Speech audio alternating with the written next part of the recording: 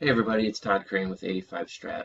So recently I've been getting a lot of questions about how to start a game on the computer version, how to move things around on the screen as far as screen layout. So I'm going to go over some of that stuff here, basically walk you through how you start a replay or how you want to do if you want to do an unscheduled game.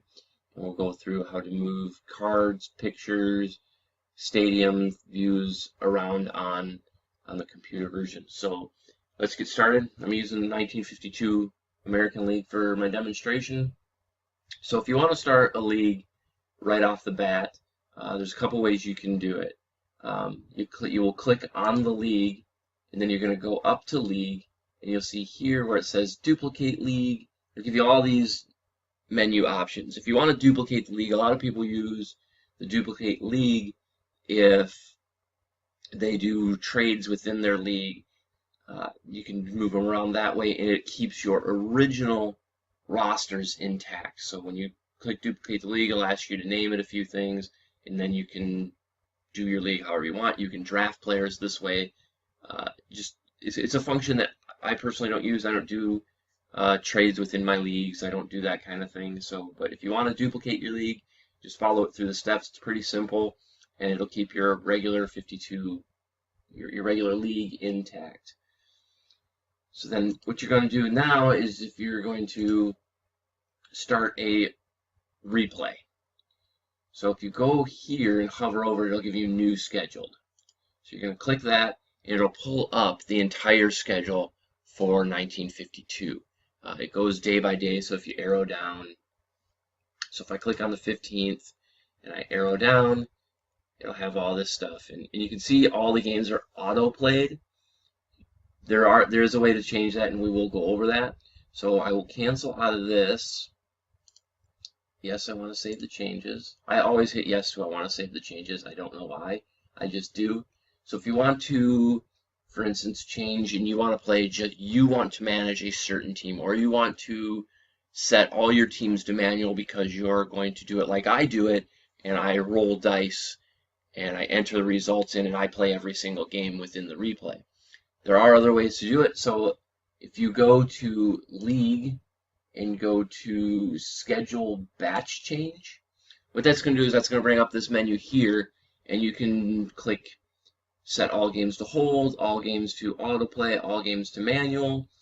You can do, if you're, say, for this particular instance, you're going to play the St. Louis Browns from beginning to end, and let the computer play everybody else, you can hit Set Some Games to Manual, and others to autoplay. So you would do that. You would click St. Louis. You'd click OK. Yes, you want to save the changes. And then you'll go back into your schedule, and you'll see that all the others are auto-played except for the St. Louis games. So, and you can see that throughout the schedule on down. So you can just do it that way, and you can look at them. So that's one way you can do it. Another way, if you go to League and go back to Schedule Batch Change, and you can actually, if you just go set all games to autoplay, do that, and then you hit OK, and it'll erase what you've done. If you want to put them all to manual, you do the same thing. Put also, I say, all unplayed games to manual, and it'll do it manually, and you can go do whatever you want to do with it. The next thing you're going to do before you actually play a game is you're going to want to set up your rules. So if you go into Options, you can go into Rules, and this is your rules screen. So you can, what's really nice about the computer version is it kind of helps you play the way you play it. I play a mixture of advanced and super advanced. I don't do the max rules. It is kind of cool because you get some extra added features to it. I just don't because I really like the way I play it. So if you want the maximum level, that gives you every single rule that Strat-O-Matic allows. If you want to go advanced, you can change things around here. You can kind of set it up. You can do super advanced with that. I like the advanced stealing system. I use some of the miscellaneous rules, like I like the blocking the catcher blocking the plate type rules. So I do use the miscellaneous rules. I do use injuries. I really like that. I do allow, this is a weird one. So ground ball A. So a ground ball A on a hitter's card is just a straight up, if it's a man on first, it's a double play. If you prevent the ground ball A on pitcher's cards, it takes away that ground ball X double play. So now if you have allow the ground ball A on pitcher's cards, it allows the defense a little more options. I allow it because I think that your pitcher does rely heavily on defense in this game. So I think that's an important feature. I think taking it off is really, really, for me, it's not the best. I mean, some people like that it has to happen on their card. I don't particularly like that. I think pitchers are the ones that induce double plays, so I like that feature to it. Here's your ballpark, weathers, and clutch. I don't use these. They are kind of neat. I just don't use them. I play a version of the game when when Super Advanced wasn't around. Is kind of what I do, but I do love the Super Advanced fielding chart. Super Advanced fielding chart, in my opinion, leads to less errors. I really like it. So that's that. I don't use closer rules because I think that's silly. I think if your starter is good, he should be able to go. You should be able to let him go as long as he wants in your league. And I use traditional fatigue rules. I don't use pitch counts, anything like that. So that's just basically how you set up your rules. And then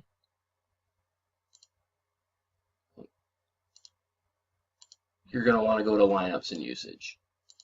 So lineups and usage, primary with rest, this is how you do your lineups. If you want all the, what their primary lineup was throughout that season with some rest in between there, you can do that. You can do all those features. They do so many things. You can give scheduled days off. You can do the minor leagues if you got a big roster, where you can have certain guys eligible for games, certain guys ineligible for games. You can do primary with, again, same thing with the home. You can use Swap-O-Matic is the trade feature where you can try to trade with the computer. It's really difficult to trade with the computer. I've tried it. I tried one trade where I was doing a replay, computer replay of 1982, and I was trying to get George Brett on the Tigers, and I was giving them just about everything except for my main players, and just wouldn't do it. And it's just fine. I mean, you think even at one point I threw in Alan Trammell and Lou Whitaker just to see if I could get it done, and it just wouldn't do it. So I kind of, I didn't like the feature. I thought it was kind of difficult to make trades. Computer wants them kind of one-sided, whereas you just do it however you want. A way to avoid that if you want to make a trade is just to drag players to rosters. Super simple. Hey, I made this trade, just drag them. Super easy.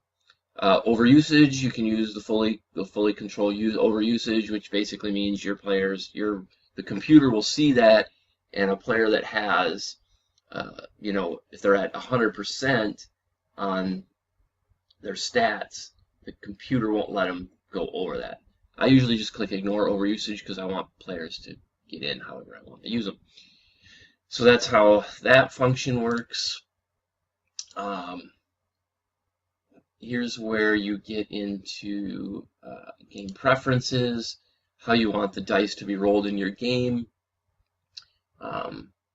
For the demonstration on the how I do this, I will show you on my 85 replay, which is the one that I have set up. Actually, we'll just go there now.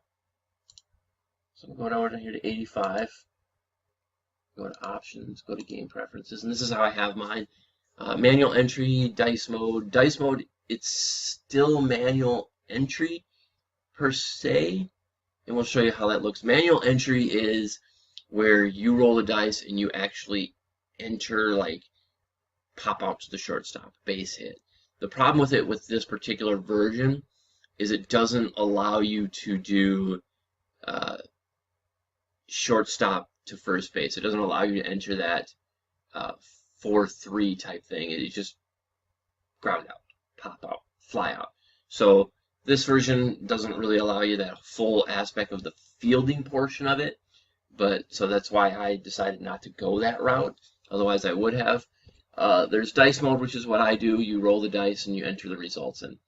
A regulator is just you click the button at the top, and it'll roll the dice, pre-swing play-by-play. You can add that to it or none.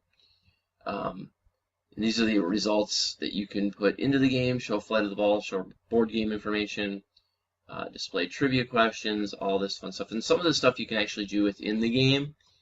So, and we'll go more into that here in a little bit. Who your computer manager view, you can actually speed up the play-by-play and the ball animation, and we'll show you that once we actually open up a game. And you can also do sound from here. These are just what I like to do. I don't like the crowd noise, and I'll show you a demonstration of that as well, because it gets kind of annoying. So that's that. Statistics on here, which is really a neat feature. This is why I believe 90%, or actually probably about 95% of Strat-O-Matic players play Strat-O-Matic, because they like numbers, they like the stats, they like to see what their players are doing. So one way you can do it, there's a couple different ways you can look at player stats. For instance, and we'll go to Detroit because that's my favorite team. And so one thing you do, and you can see down here, it'll tell you how they're doing in the season. So right now I manage the Tigers, and I'm 63-43.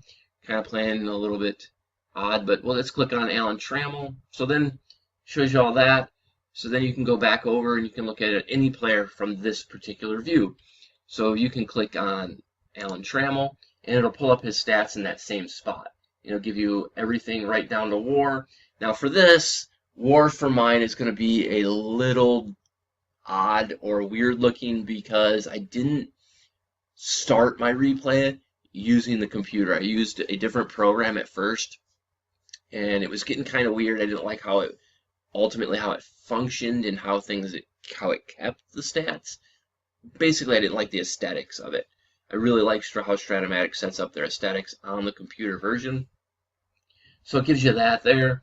You can look at his stuff. Also from this, you can actually pull up the player's card if you purchased the card image option. I highly recommend, if you're going to purchase Strat-O-Matic for the computer, that you buy the card image. It's really neat. It looks really cool. So that's just my personal opinion. So you can double click Trammell, it'll pull up his card, and it'll give you just tons and tons of information on it. So this is his card, his rating, all that fun, happy stuff. It'll go to hitting. I don't pay much attention to this, but it gives you all the breakdown of him.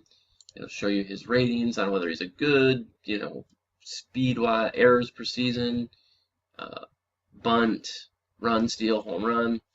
Notes, you can type in here and it'll add notes, so you can delete it, and you can add whatever you want here.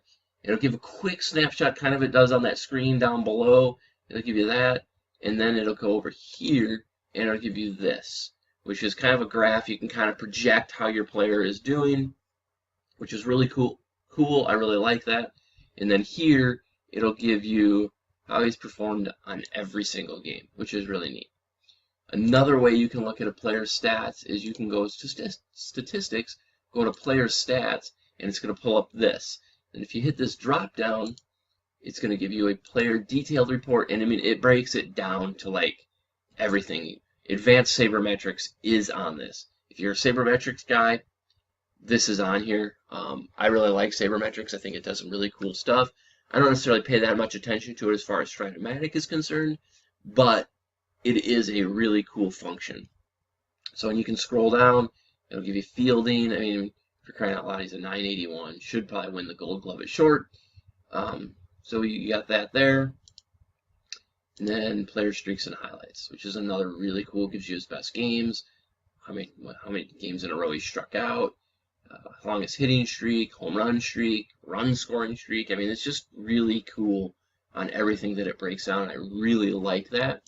And then another way you can look at player stats is you can go into the team stats, and you can go primary, and it breaks it down how you would see it as far as the full team goes. Another one you can look at is team stats, and it's pretty self-explanatory. So I mean, this is just a really cool. I really like what they do with all the stats. So I mean, you can break everything down here. You can go fielding traditional, and it'll break it down per position that players play at. So really cool. I really like that. One other really cool thing is league leaders, and this is just basically what you want to see on the league leader report. So I don't like a lot of the advanced stats. I think they're neat, but I don't want to see who's leading the league in them. It just doesn't matter to me. So you can click on whatever you want to see, and then you would go to stats. You'd go to league stats. Sorry about that. Just had a little glitch. Had to get that fixed. So you go to stats. You go to league stats. This will give you all the standings. Breaks it down per month, runs scored against each team. So then you can go to league leaders, and this is your league leader report. So super cool, really like it. It does everything you want it to, puts pictures on here as well. Really neat. One of my favorite features in this is awards voting. Again, mine's going to be a little bit off just due to how I entered stats in the beginning of this. So it's got Bob Stanley leading my Cy Young. The only two starters it has on here is Dave Steve and Ron Guidry. So I think for me, for this initial season, I'm going to do a poll on who everybody thinks who should be the Cy Young Award winner, but that's how that functions. MVP is pretty accurate. As far as mine goes, all-star selections, it actually gives you all-star voting, which is really neat. Gold gloves, silver sluggers, roll aids relief. Really neat, I like that. One of the reports that I run as far as my blog is this newspaper style report. Really neat. I like how it looks. Most of you have seen it if you follow my blog. I really like this function. So that is that. Those are just some little things that you can do. So getting back to functionality inside the game. So you can go to dice, cards, and splits. I roll them manually. You can put it automatic, and I'll show you the difference between two of those once we get into a game. All three dice stop together. I like that one. Otherwise, you have to click multiple times, and that's just stupid, in my opinion. Cards input manually. That's how I do it. Split cards are automatic or tactile them. That's that. And then how you want your box scores set up. And again, most of this you can do in-game. So let's go into a game. So what you're going to do again, 1985, you're going to hit a new scheduled game. You're just going to go into the next scheduled game. This one will be Baltimore and Toronto. And you can do this however you want. I have certain ways I do mine. We're not going to do it this way for demonstrations. This will show you who's eligible. So Wayne Gross and John Shelby are both injured. They're not eligible for this game. So that gives me an idea of, okay, I can't use these two guys for my initial lineup setup. So then you go to starter. If you want to switch out Scott McGregor for somebody else, you can just click on their name and hit select. And then lineup. And this is kind of where you do your, if you want to switch guys out. So here's your basic lineup, how the computer has it due to the injuries. Both of those players that are injured for Baltimore are backup players, so it doesn't really affect their lineup per se. But you just won't be able to you can't pinch hit with them. And as you can see, Gross and Shelby aren't even on your bench. So you won't accidentally make that mistake of putting them into the game. So I'm going to leave Toronto's lineup like it is, or excuse me, Baltimore's lineup like it is, because this is how normally I would set up. But what I would do is, again, if you're doing a replay, you can do it however you want. I just use a random number I use the solitaire rest chart. If you don't have that,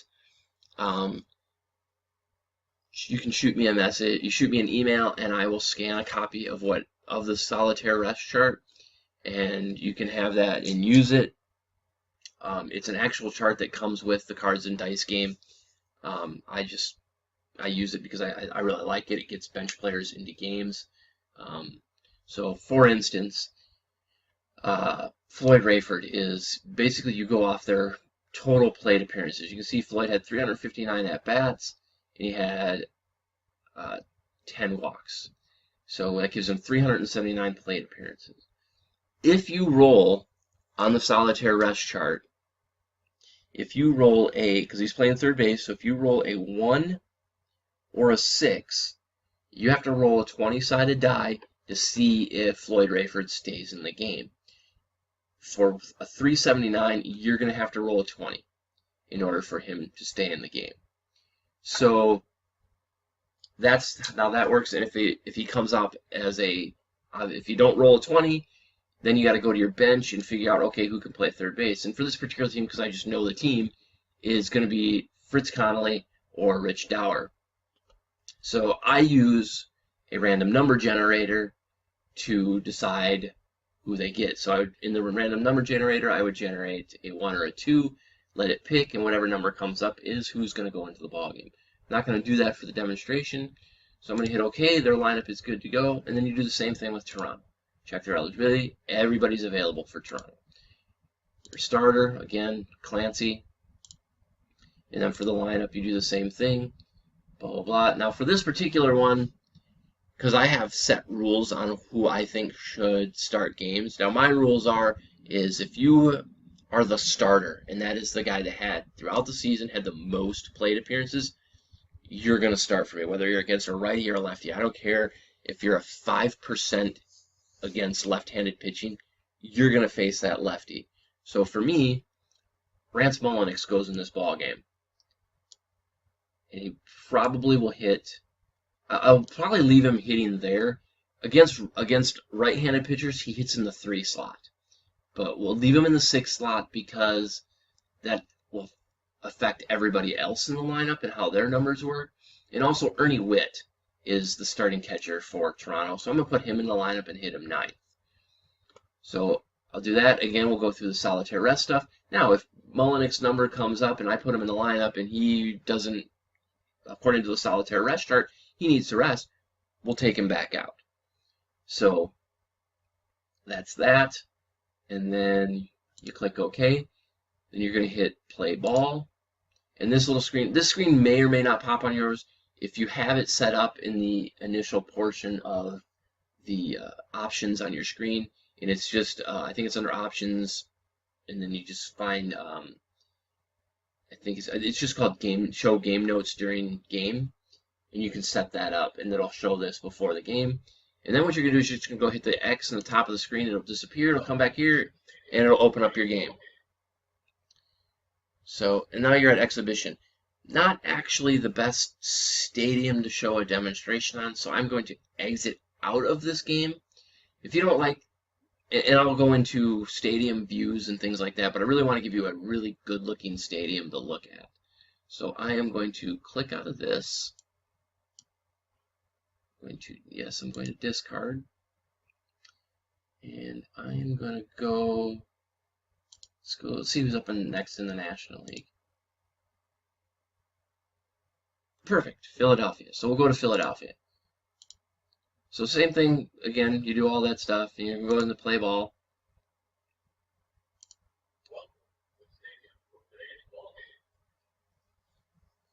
Much better ballpark to look at. So this is Shibe Park in Philadelphia, and this is my layout. If you like the layout, send me a message. I can actually email you my layout file, and it'll set it up automatically like this for you. Otherwise, there are other options within the game that you can add. I don't use them. I kind of like the bare basics of it. So basically, I'll run it through. This is your dice roller. This is your functions where you can do hitting. You can hold runners. You can position the defense you want. I kind of let the computer do that for me. That way, I don't have to worry about it. You can intentionally walk a batter, sacrifice bunt, hit and run, steal, squeeze, and then these are your visiting team's lineup screen. So you click it, opens it up, and that's how you're going to do substitutions, pitching changes, all that fun stuff. So, and same thing with the home. So then this here is the stats box. It'll have, for me, how I have mine set up is I like to see how they actually did in real life compared to their replay stats and then stats for the game. And same with pitchers. Real life, replay, in the game. And here's their lineup box. It shows you everything on there. What I do is, because I don't have, there's another function on here that I don't do just because I have the way the layout is. But you can, if you don't have the cards to go with it, I have the cards for this particular set, so I use them. But it'll give you what hand they bat, how are they on the bunt. So he's a really good bunter. He's good on the hit and run. Doesn't have any power. He's weak versus lefties and righties, and his stealing rating is an A. And it does that top to bottom throughout the lineup. And then this little feature right here, you can actually view the visitors lineup, which is what we're looking at. Visitors bullpen, or excuse me, visitors bench, visitors bullpen. Then you got the home lineup, home bench, home bullpen. And then this here is so far what they've done today. And once we kind of run through a little couple of innings here, it'll tell you basically how they're doing throughout the game, whether they ground it out. It won't tell you ground out to shortstop. It'll just say ground out. It'll say single, double, home run, blah, blah, blah, blah. And then over here is the stadium, or playing board, or however you want it, whatever you want to call it. Scoreboard up there, park information right there. Don't have to do this if you don't use park information. I don't use ballpark singles, ballpark home runs, weather effects, anything like that. I just really like this. I think it looks cool. So I leave it there because I think it's neat.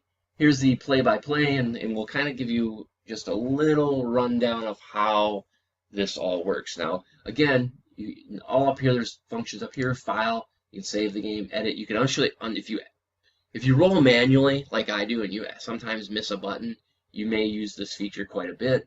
This kind of goes into here. You can actually check the box score from here. So that's kind of neat. It lets you scroll through things. Options. Here's something really neat. So game preferences. Again, you can show board game information, dice mode, kind of all those pre-game things that I showed you on the main Strat-O-Matic screen. And then you can go to screen layout. Now this is where I get a lot of questions on my particular layout. There is an automatic layout. It's up to you whether you use it or not. I kind of like how mine's set up. It's really just for me, so I like that. I like the large scoreboard. The out-of-town scoreboard, I've never actually gotten it to work, so I don't even bother with it. I like the large scoreboard, and especially if you're doing, I think if you do some games manually, or like the auto plays, it might show them, but since I roll every single game, none of that stuff ever pops up. So on the small scoreboard, it's just a tiny one. I can show you that really quick. So that's the small scoreboard. I don't like it. I think it's boring. So we'll go back in. We'll do the large scoreboard. And then you can set up however you want. So these are the main things that I have set up. I don't do dice text. I don't know why you would need it when you got the big dice right there. I like the park info. I don't have the detail 4 pie. I don't even know what that is. I don't use it because there's the pie chart. I don't use it. So I like actual stats, and like I said, you can actually take actual stats out. So which is neat. So if you hit OK, it eliminates it. I don't think it looks as neat.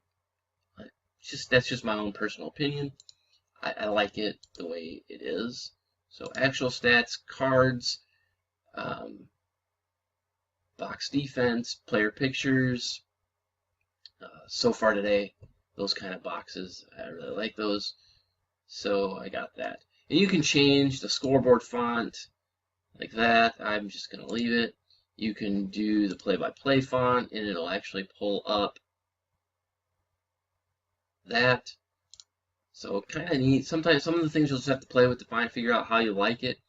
But that's that. As far as moving stuff around on the screen, which is where I get a lot of questions, all you need to do on any of these items is click it and it'll highlight, and you can move it around wherever you want. You can put it here if you want, leave that space open, or you just, I don't like anything touching the field, so I put it back. You can do that with any of this stuff.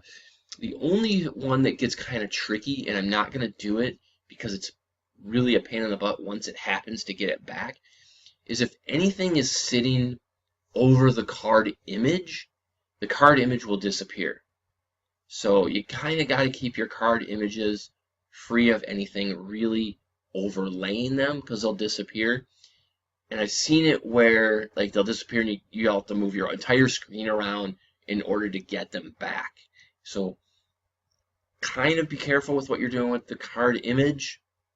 Also, I've seen it where you have it and it's just slightly touching, and you'll roll a die and the card image it'll come on, you'll see what it does, and then it'll disappear. So kind of be careful with how you're messing with the card image, because it can disappear on you. So then basically, if you're going to do it like I do it and roll manual dice manually and let the computer do it, you just grab your dice, roll them real quick. I got a 2, 8. So you're just going to click on the die. You're going to select 2 and 8 and roll it. Let that do its business, and or selects on. Now here's where it gets kind of fun, because it'll tell you exactly what you want to do. So, or because if you want Orsolak to steal, he has a 70% chance of making it. So if you want to steal, you'll go up here.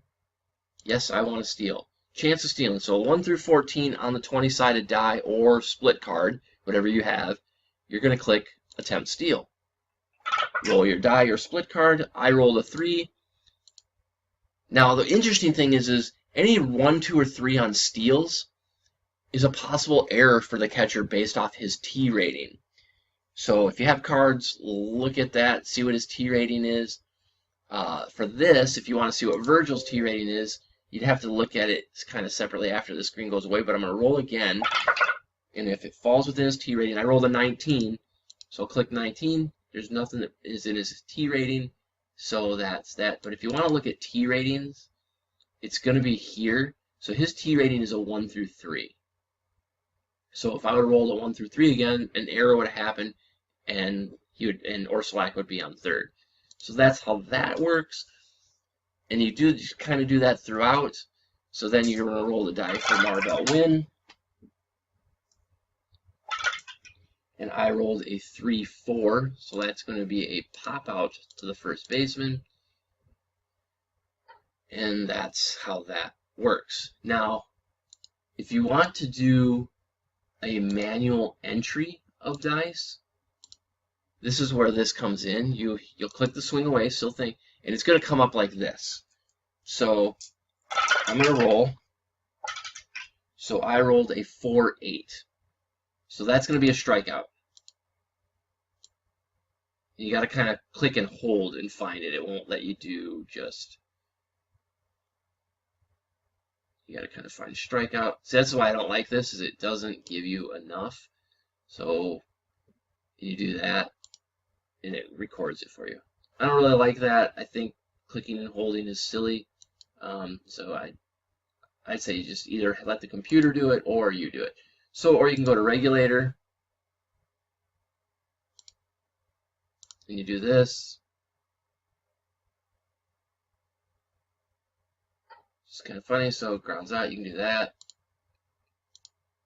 So otherwise, you go dice mode. If you want the computer to do it for you, go to dice mode, put it there, go to dice and splits, and put dice rolled automatically, and the computer will roll it for you. And that's how you do that. So I'm going to go back to dice mode, back to mine, so I don't forget to change it.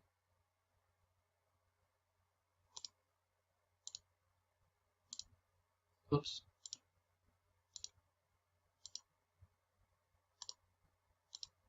So there we go. So that's there. And now Jose De Leon's pitching, and you kind of switch sides. So, and the computer will do everything for you. Oh, I gotta put replay stats back on, or actual stats back on. Ah, much better. So there's that. other things that you can do within the game. There's a lot you can do here. Here's your sound button again if you want to add crowd noise to it. You want to add crowd noise always. You can kind of hear them roaring in the background. If you roll like a, let's do one really quick and you can hear the crowd noise. On the strikeout, oh, so they didn't do it this time. Usually they cheer. It's kind of neat. Actually, here we'll do it this way because home team's up. So he's going to walk Von Hayes, and the crowd cheers. So pretty neat. Other things that you can do in here is when a home run is hit, there's a thing that pops up and it'll shoot off fireworks and it'll do explosions. You can actually change that. Now this is a little more advanced. This was something that I needed help with because I thought it was really neat. But there's somebody out there had created home run calls. I don't remember who it was, but he did one for Vin Scully. He did one for me for Ernie Harwell because that's who I grew up listening to. But I'll do one really quick. It is really, really cool. Even the celebration without it is neat, but it's just a really cool function. And you have to do some work inside it. So I really like that. I like that kind of brings you back to if you were a kid and listening to Ernie Harwell, it brings that back for you. So I really like that.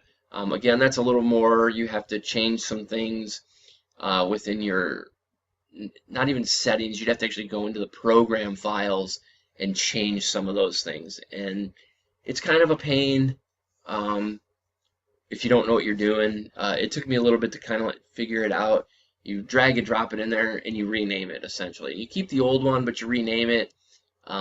If you're a computer guy, it may not be that difficult for you, but it was really cool. I really liked that function of it. And that's that. So that is the down and dirty of a game of Strat-O-Matic, and it'll run through it. You know, it's just a really cool functions. I like it. It keeps stats for you and everything like that. So thanks for watching. If you liked the video, go ahead and like it in the comment section. In the comment section.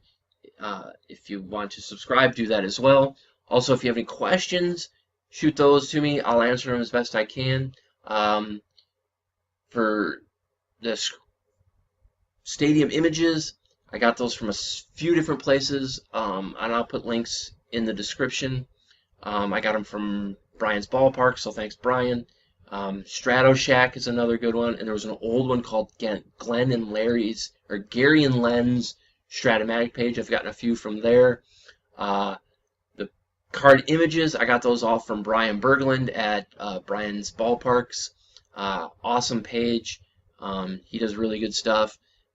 Basically what I did for the baseball cards is he sends you kind of just a picture of the player and you load it into the computer, and then I just kind of manipulated it from there where I found their baseball card and I overwrote the stuff that he had sent me. So thanks to those sites that I had mentioned, the Ernie Harwell thing, obviously that is Ernie at his finest, so thanks Ernie for being an awesome broadcaster. I really love this game, everything about it. I love both the computer and the board game portion of it. So again, thanks for watching and have a great day.